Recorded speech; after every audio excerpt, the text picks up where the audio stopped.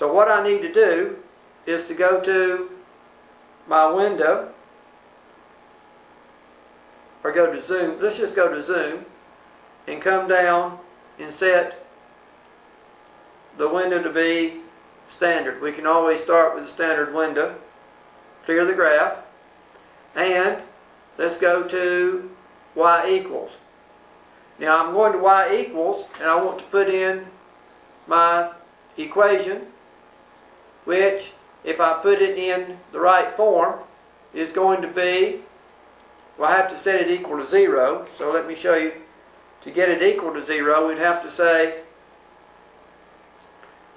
x to the negative 2/3 minus 1 minus 3 is equal to 0, because I need to subtract 3 from both sides, or I get x to the negative 2/3 minus 4 is equal to 0.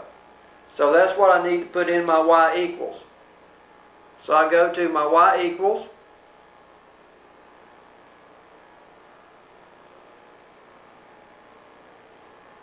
and I'm going to put in the parentheses. So I'm going to put in the x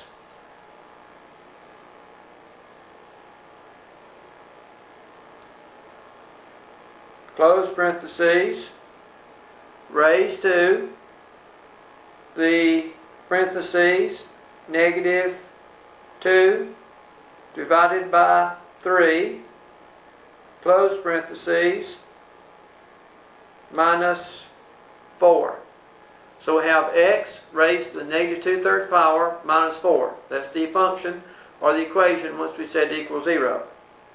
Now we want to do the graph.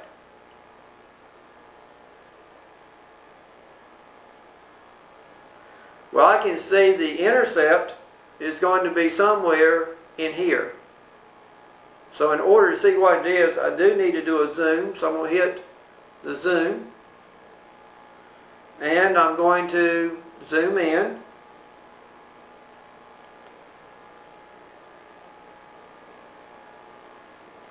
And we can see that y is 0 right in this area. So let's move over to the rabbit looks to be on it.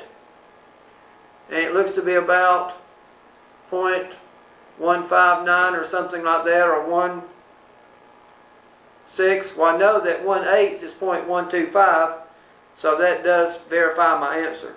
So it does look reasonable.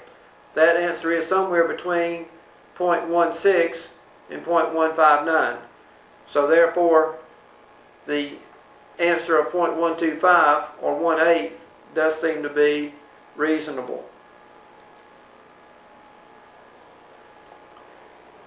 Now I'm going to give you some exercises. Solve for x. X minus the square root of 2x plus 1 is equal to 1. The second one, x to the 3/4 plus 1 is equal to 28. Now for that second equation, you are going to have to restrict the solutions to positive numbers, because you are taking the fourth root.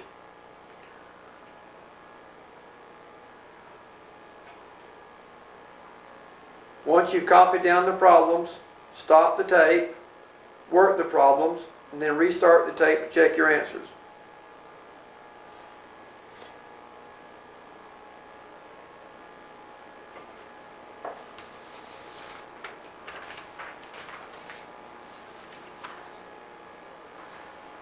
I want to make sure that you know how to use a graphing calculator to approximate the solutions to equations. So therefore I'm saying use a graphing calculator to check your answers. The graphing calculator will not give you the exact answer, but it should be close. So you should be able to determine whether you are correct. If you're having trouble with the calculator, be sure to get someone to help you. Sometimes it's hard to see the calculator on the tape, so you might need someone just to sit down and show you how to do it.